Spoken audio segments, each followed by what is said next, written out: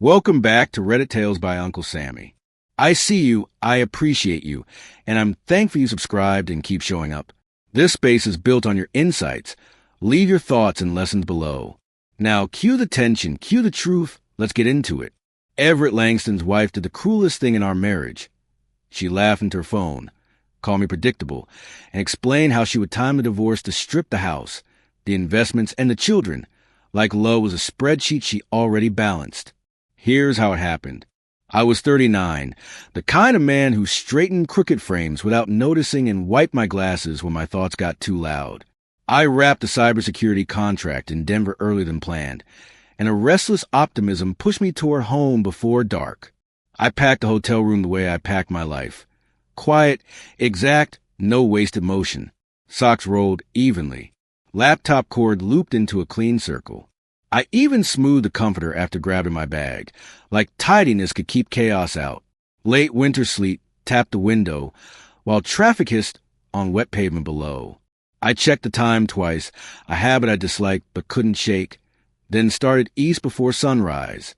On the highway, I practiced a casual greeting for the front door, something warm that made Kellen grin and made Sanaa pretend she wasn't pleased. Kansas City came into view beneath a low, colorless sky that flattened the skyline. My neighborhood wasn't flashy, just steady. Brick ranch houses, small porches, chain-link fences, and a corner store that smelled like coffee and oranges. That steadiness mattered to me. It quieted the part of my brain that constantly searched for risk. I pictured Sanaa at the kitchen table, headphones near her neck, tapping her pencil when she got impatient. I pictured Kellen shuffling in socks, misplacing his backpack, asking for pancakes even on school mornings. If you think you've heard betrayal stories before, don't blink, because what I walked into upstairs changed everything. Drop a quick comment with where you're watching from, and stay to the end, because the twist isn't loud, it's lethal. When I pulled into the driveway, the porch light glowed amber against the afternoon gloom. The house looked calm enough to fool anyone. I carried my bag up the stone path and unlocked the door softly, already holding a small smile. Lavender drifted through the entryway, Sabine's favorite candle. Yet it didn't comfort me. It felt curated, like a stage meant to signal peace. From upstairs came music with a heavy beat, not the mellow playlist she used at dinner. I shut the door carefully, listening for familiar voices, trying to name the unease. I called her name once, not loud, just enough to announce myself if she was nearby. No answer. The beat upstairs continued, steady as a pulse. I climbed slowly, hand on the banister, my other hand tightening around the bag handle. I told myself it was travel fatigue, nothing more. The master bedroom door stood half open, warm light spilling into the hallway. I moved closer, and before I could speak again, Sabine's voice floated out, bright, amused, careless in a way she never used with me. It didn't sound like a wife talking to her husband. It sounded like someone celebrating a win. He's predictable, she said, laughing. A walking bank account. He'll sign, because he hates conflict. Then the clause triggers and I'm free with half. My foot stopped mid-step. The words didn't land like shouting. They landed like cold water poured down my spine. I didn't move. I didn't breathe right. I stood outside the doorway while she kept talking, and I understood, in a numb, clean way, that I had entered a part of my life she never let me touch. Her tone sharpened with excitement. Preston, baby, I planned it. Sunday morning. Kids upstairs. No scene. Papers on the table and a smile. I eased back into hall shadows, my mind doing what it always did when pain showed up. Sorting, measuring, filing. Sabine kept twisting the truth into jokes. He spends all day with his computers. He won't notice what's happening under his nose. Shame sparked, not because I believed her, but because she wanted others to. I thought about the ways I showed up. School concerts, science fairs, Kellen's weekend soccer, late-night homework, when Sanaa's frustration made her hands shake. I thought about Sabine's headaches on those days, her errands, her constant need to step out. Memories rearranged themselves, clicking into a new, uglier pattern. She laughed again. Next week I'll serve him. I'm done pretending. Then, softer, like she was savoring it. And the kids? They'll adjust. They barely see him anyway. That lie was designed to stick. I stepped backward, careful not to creak the floor. I went downstairs, retrieved my bag, and left the house the same way I entered, silent, precise, controlled. In the car, I sat with both hands on the wheel and stared at nothing. I counted my breaths, the way I taught Kellen to do before tests. It didn't heal betrayal, but it kept me from breaking in a way Sabine could later weaponize. I drove without direction through damp streets, past a diner with fog windows, past a church where weekday choir practice spilled into the cold air. The city sounded ordinary, buses sighing at stops, a distant siren, tires on wet pavement, and that normal sound made me feel unreal. I decided, with a calm that surprised me, that I would not confront her yet. I would not gift her the satisfaction of watching me bleed. I wasn't built for shouting matches. I was built for systems. If she wanted a game, I would play it better. I would let her think she was steering, while I quietly changed the route. An hour later I returned, letting the door close a little louder, stamping my shoes like a man arriving from a drive. "I'm home," I called, adding weight to the words. Sabine appeared at the top of the stairs in a different outfit than the one she wore during that call. That detail hit me hard, proof of how quickly she could reset. She smiled with the practice warmth she'd worn for 16 years. "Back early," she said, as if it was a gift. "Finished sooner," I replied. I accepted her kiss and felt nothing in it except the performance, a script read on cue.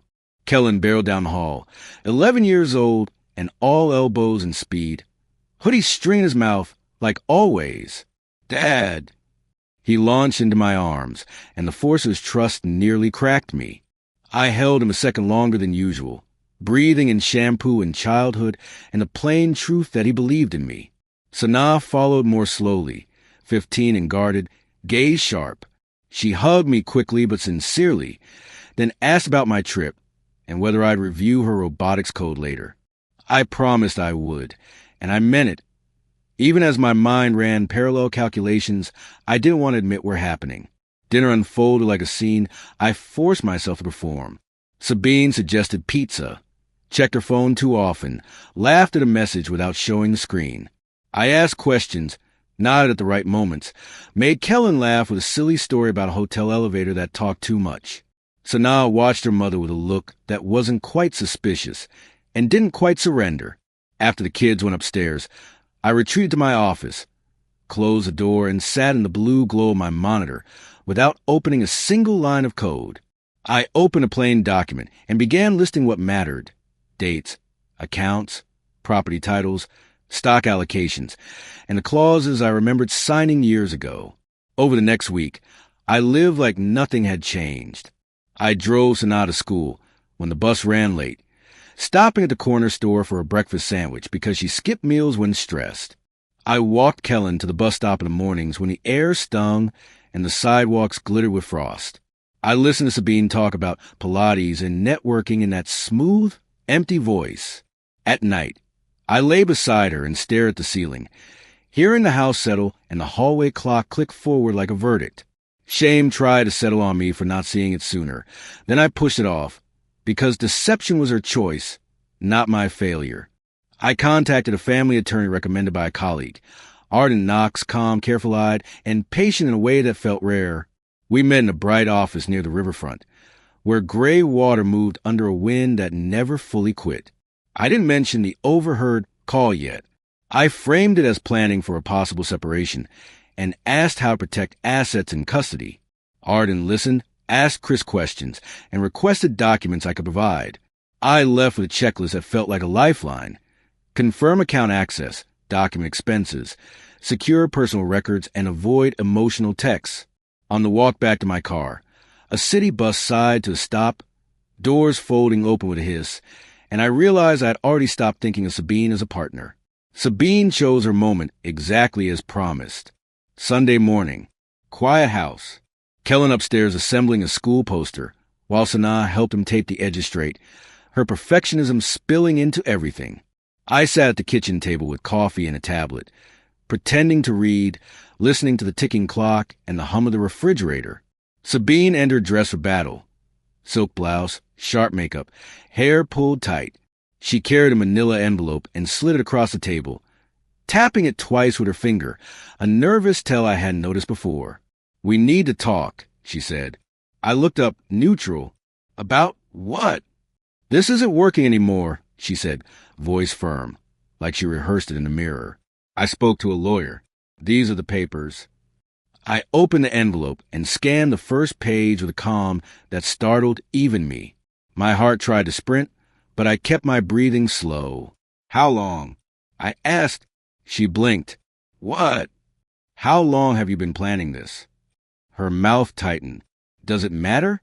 I nodded once, reached for the pen she bought me years ago. Heavy metal, engraved initials, and signed. Sabine's confidence flickered into confusion. "That's it," she asked. I slid the envelope back.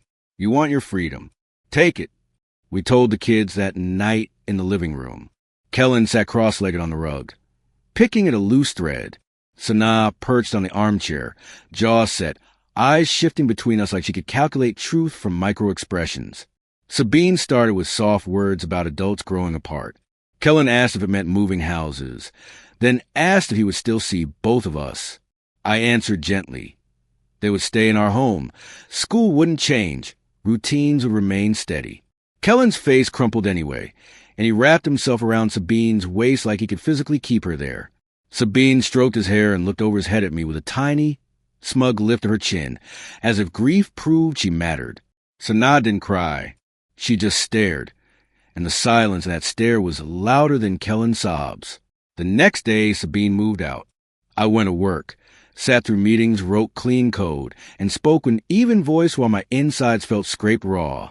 When I returned home, her closet was empty, perfume gone, jewelry box missing, and the bed looked too wide. Sanaa stayed in her room, textbooks spread like armor. When I asked if she was okay, she didn't look up. "Fine." Later, she finally met my eyes and asked, flatly, "Is she living with him?" My stomach tightened. "With who?" Sanaa's voice didn't wobble. "Preston Kincaid. The gym guy. The one she texts nonstop." I felt a clean chill, not surprise, just confirmation. Sanaa tapped her knuckles twice on her desk when she tried not to cry. "You deserve better," she added, then returned to her work like she'd known this outcome for years. I began building a map of Preston Kincaid's life the way I built security systems. Patient, quiet, and relentless. I bought a year's membership at his upscale gym and started showing up at dawn, when the place smelled like rubber mats and eucalyptus cleaner. I kept my head down, lifted with steady form, and listened. Preston moved through the space with easy charm, flashing bright smiles, calling people by name, patting shoulders like he owned the air. I didn't approach him at first. Instead, I spoke to the front desk clerk, a woman who collected secrets like coupons. "Busy place," I said. She grinned. Preston built it fast. He had help, though. I asked what she meant. She leaned in. His girlfriend invested a lot. The pretty one. Always dressed like she's heading to a gala. Then she said it had been going on for nearly 3 years, and my throat tightened. I gathered pieces the way I gathered evidence at work. Methodical, unemotional, complete. I listened to a trainer who couldn't keep a secret. Overheard locker room chatter. Noted small details that sounded harmless until they lined up. Sabine social. Media was scrubbed clean, but Preston posted openly. Photos at restaurants, a lake resort, a concert in St. Louis. Dated during weekends she claimed were girls' trips or work conferences. One post mentioned Atlanta in the caption. The city name she used whenever she wanted a story that sounded distant and unquestionable. The casualness made my chest tighten. This wasn't a mistake. This was a second life other people knew about while I played a loyal husband at home. I documented everything and kept my voice steady with the kids, refusing to poison their minds with adult mess. Then a different suspicion began scratching at me in quiet hours. It wasn't jealousy. It wasn't even anger. It was the uneasy sense that something foundational had never fit. I remembered offhand comments about timing and stress. Remember how Sabine changed the subject when I asked about medical appointments during her pregnancies. I hated myself for thinking it, and hated what betrayal did to a person's mind. Still, I needed certainty. On a Tuesday morning, I took a sick day, dropped the kids at school, and drove to a clinic across town. The waiting room smelled like disinfectant and stale air. I requested paternity tests for 2 children and paid extra to rush the results. My voice stayed even, but my hand shook slightly when I signed the forms. 5 days later, the email arrived in my secure inbox. I sat in my office with the lights off, the monitor casting a thin glow across my hands. I hovered over the attachment, like hovering could slow time. When I opened it, the conclusion was brutally plain. 0% probability for both children. Sana and Kellen were not my biological kids.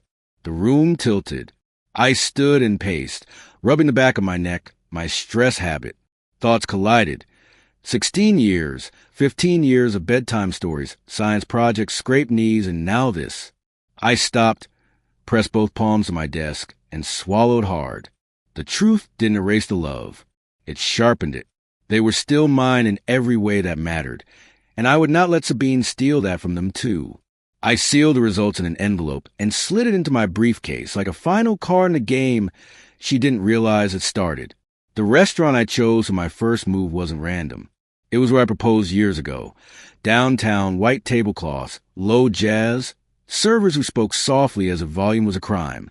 Rain pressed against the windows at night, city lights smearing into watery streaks. I sat at the bar, tied straight, expression blank, waiting. Sabine and Preston arrived and took a corner table. Our old table, laughing like nothing had ever been sacred. Sabine wore a new dress, the kind she used to save for anniversaries. Preston's hand rested on her wrist with familiar ownership. I didn't rush. I let them settle into comfort, then walked over with the envelope held casually at my side. Sabine's smile froze. Preston looked up with a smugness he probably practiced in mirrors.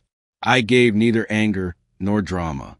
"Sabine," I said calmly, voice polite enough to confuse anyone listening. I nodded to Preston. "You must be Preston Kincaid." Preston's jaw tightened. "Look, man," I lifted a hand, stopping him without aggression. "No need. I came to congratulate you." Sabine's eyes narrowed. "Congratulate us?" I placed the envelope on the table. "On your new life." Sabine forced a laugh that sounded thin. "How civil." I took one step back. "Open it when you're ready." I walked away to stand near the coat check, close enough to hear without hovering. My stomach trembled, not with doubt, but with a strange sadness of doing what had to be done. A minute later, she opened the envelope. Her face drained as if all her blood fled. She shoved the papers toward Preston. Preston scanned and jerked back, chair legs scraping loudly. Heads turned. "You told me they were his," he snapped, voice carrying. Sabine stammered, eyes glossy. "I thought—" Preston's expression twisted with disgust. "You thought? Or you lied?" I returned to the table with quiet control. "The lab is reputable," I said, as if discussing a warranty. "Verify it if you need." Sabine hissed, "This is fake." I kept my gaze steady. "You already know it isn't." I let the next words fall cleanly. 3 years with him. Before that, the investor in Dallas. Before that, the artist you called a client. Sabine's lips parted, then pressed tight. Preston stared at her like he'd never truly seen her. "You said I was the only one," he said. Sabine reached for him. "Preston, please." He yanked his hand away, tossed his napkin down, and stood. "We're done." Sabine's face flashed in panic. "But the settlement—" I didn't raise my voice. "Consequences arrive on their own schedule," I said quietly. Preston stormed out. Sabine stayed frozen, humiliation pressing in from every direction. I walked away without looking back, my chest still heavy because victory over someone you once loved never feels clean. The next phase wasn't flashy. It was filings, restraint, and tight communication. Arden Knox moved quickly once I shared everything. The overheard call, the documented timeline, the financial plan Sabine bragged about, and the paternity results. Our prenup had an infidelity clause, and the divorce agreement Sabine rushed me into signing locked her into terms she didn't read. Arden didn't gloat. He explained options, risks, and outcomes with plain language. I insisted on one point. I would not abandon Sanaa and Kellen. I wanted primary custody, stable routines, and the ability to keep them away from Sabine's chaos. Outside Arden's office, wind snapped through bare trees. I felt myself harden, not into cruelty, but into clarity. Sabine started calling, first furious, then pleading, then furious again. I let most calls go to voicemail, saving each message the way I save system logs. "You think you're clever," she spat in one recording. "Preston won't even answer. Is that what you wanted?" In another, she used the softened tone she saved for getting what she wanted. "We need to be adults. Call me back." I didn't respond. I communicated through attorneys and a court-approved co-parenting app. I kept my language plain and careful, never insulting, never threatening, because she wanted a mistake she could hand a judge. At home, I made dinners Kellen actually ate, taught him a trick for multiplying faster, and helped Sanaa debug a stubborn motor issue in her robot arm. I watched their faces and felt the ache of knowing I couldn't tell them the whole truth yet. Some truths were heavy enough to crush childhood.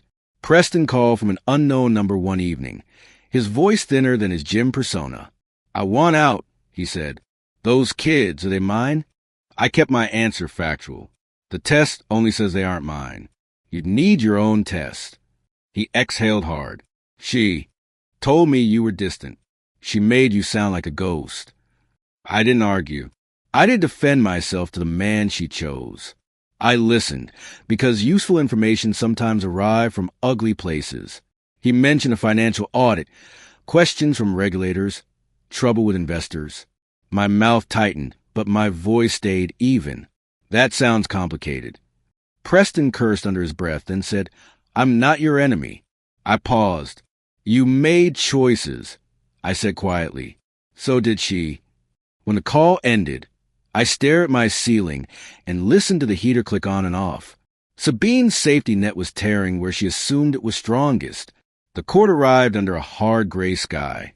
Wind shoved rain sideways, soaking my shoulders before I reached the courthouse doors. Inside, the halls echoed with footsteps and low voices.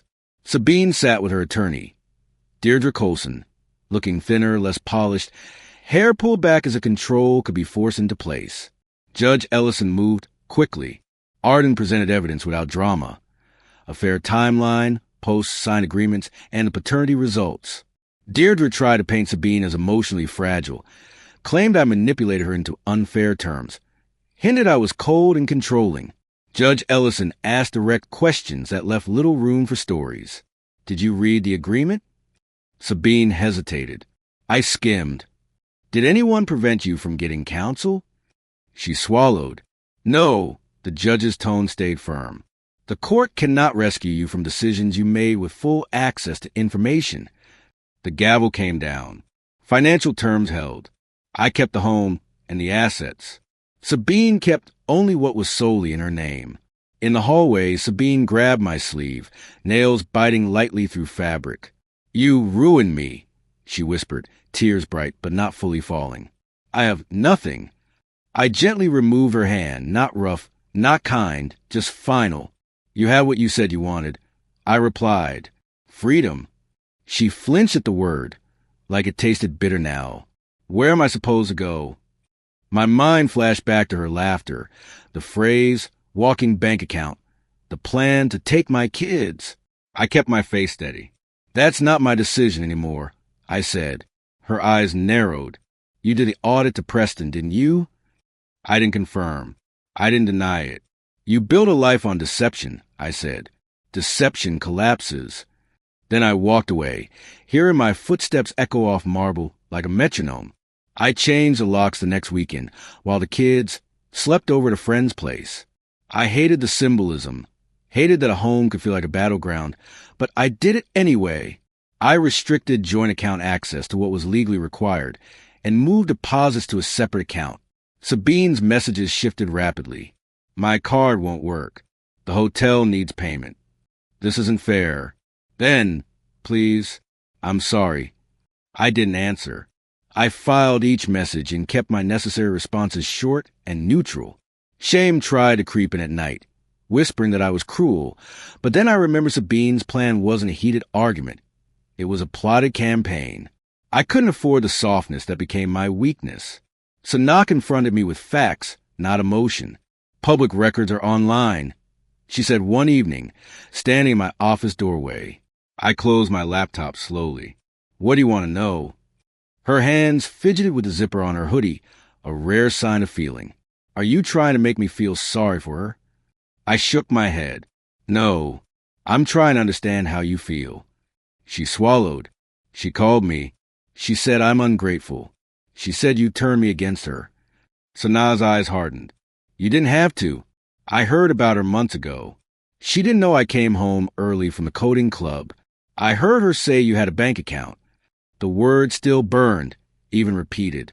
Mothers don't talk about fathers like that, she said, voice quiet and absolute. Kellen was harder, because his feelings arrived like weather, sudden and loud. I sat with him on the den couch, the popcorn smell lingering from a movie we barely watched.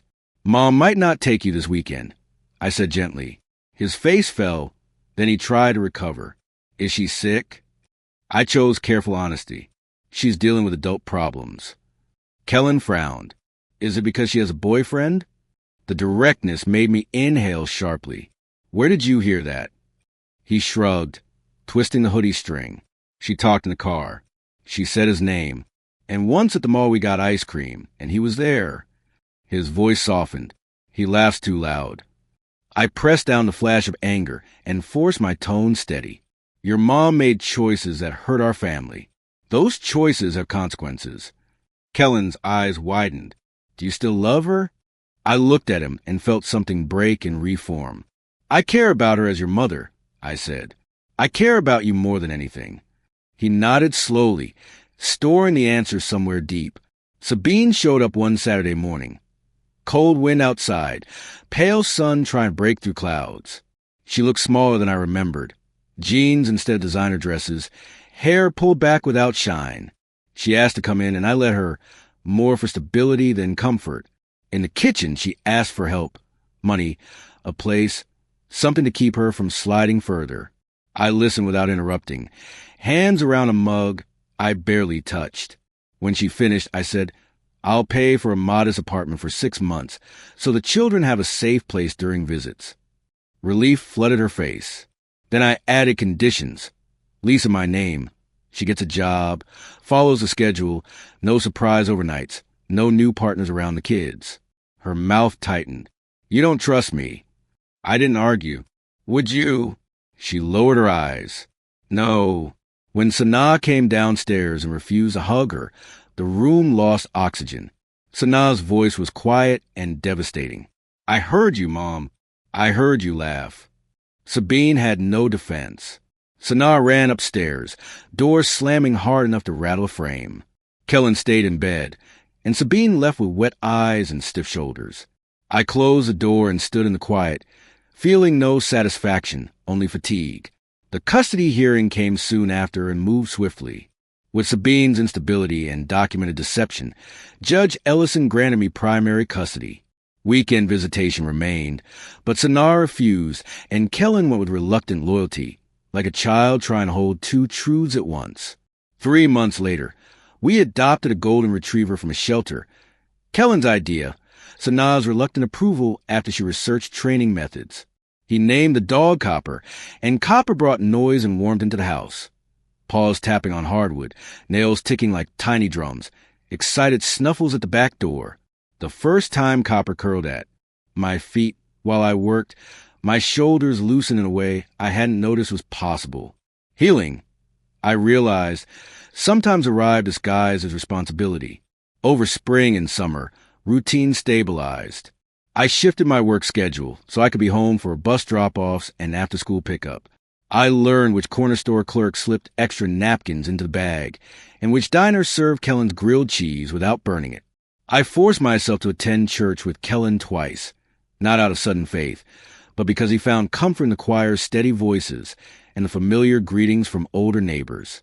Sanaa joined an advanced coding club and stayed late, riding home with classmates through neighborhoods of duplexes and small parks, her eyes always scanning. I noticed she hated being touched when upset, but she liked a mug of hot chocolate placed silently beside her. Kellen's trigger was darkness. He begged me to keep the hallway lamp lit at night. I did every time, even if it made me feel childish. I also noticed my own flaw. I apologized too quickly, even when I know an apology, like peace mattered more than truth. I started correcting that. Slowly. That's when Harper Sloan entered our lives. Quietly, without spectacle. I met her at a regional tech conference where she spoke about investigative reporting on digital fraud. She was sharp, direct, and she didn't flirt like she was bargaining. We talked about work, about raising kids in a world full of screens, about trust rebuilding through actions rather than speeches. Harper had a habit of pausing before answering, like she weighed words on a scale. I respected that. I didn't bring her home quickly. I didn't want anything to feel like a replacement. Over months, she became steady. Coffee after school events, a friendly face at Kellen's soccer field, a calm voice when Sanaa's frustration boiled over. Sanaa tested her with questions that bordered on interrogation. Harper didn't flinch. She answered honestly and then asked Sanaa what she thought, which made Sanaa blink like she wasn't used to adults doing that. Sabine rebuilt in uneven steps.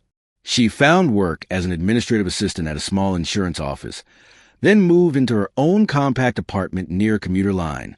Kellen resumed visits with fewer tears, returning with stories of board games and new routines that sounded sincere, though he still looked at me before answering when Sabine called.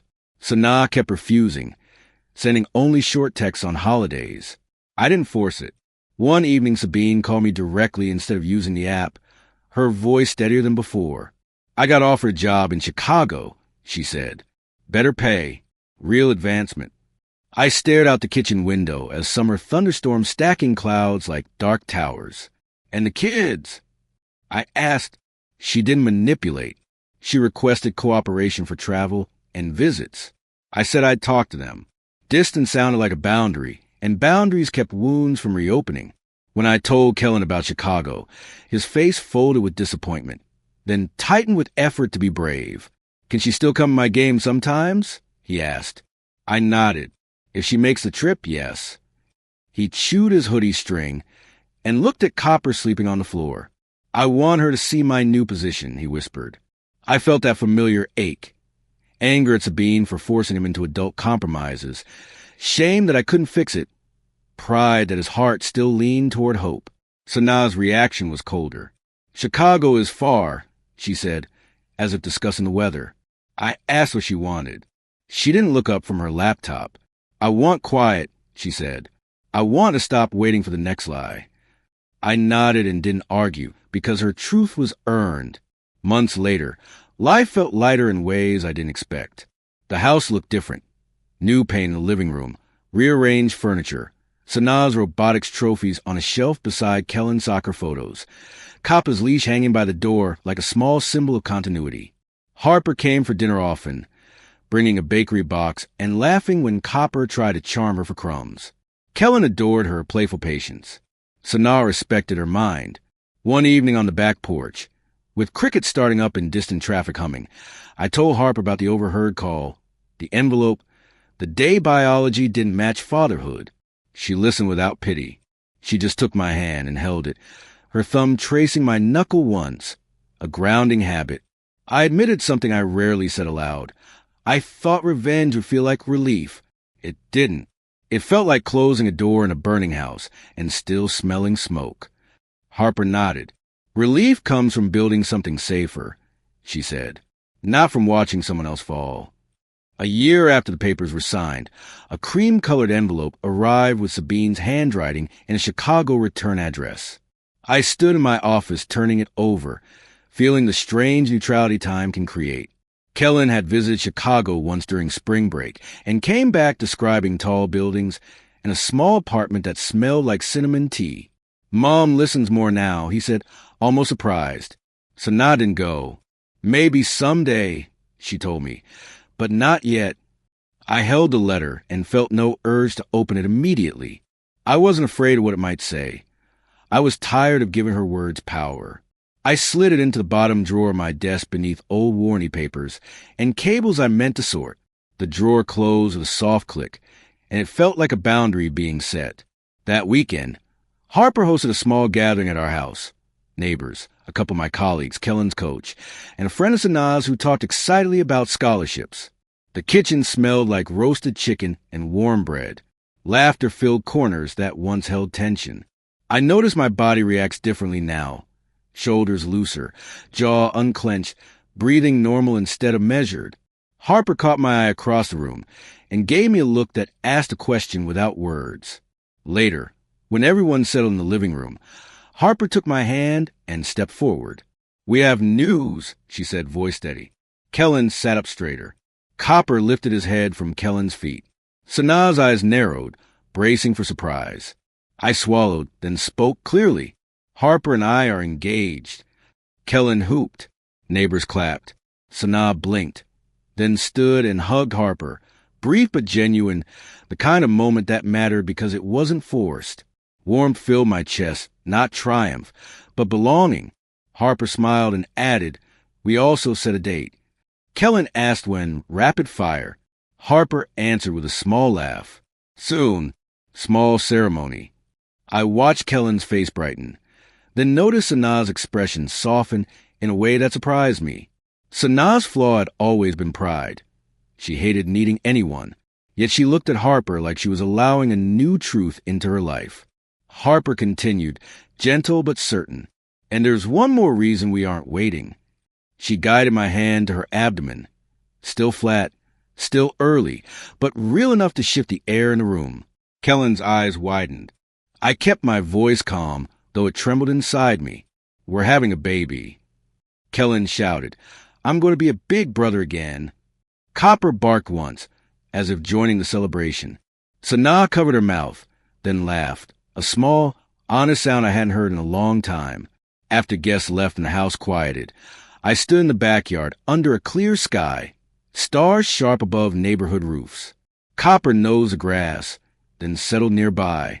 Harper joined me and wrapped an arm around my waist, resting her head against my shoulder. The night smelled like cut grass and distant barbecue smoke. The past felt like a far-off storm, still on the horizon, but no longer overhead. Harper asked what I was thinking. I admitted the letter was still unopened. She didn't push. She just said, "If you open it, do it for closure, not for permission." I nodded. I didn't need Sabine to validate my pain or my choices. I needed to keep choosing the life I was building. One school pickup, one dinner, one quiet conversation at a time. I went inside and left the letter where it was, not out of bitterness, but out of freedom. If this ending gave you chills, hit subscribe for more real, grounded stories where karma doesn't miss and healing actually happens. And comment one word, consequences, so I know you made it to the end. The end.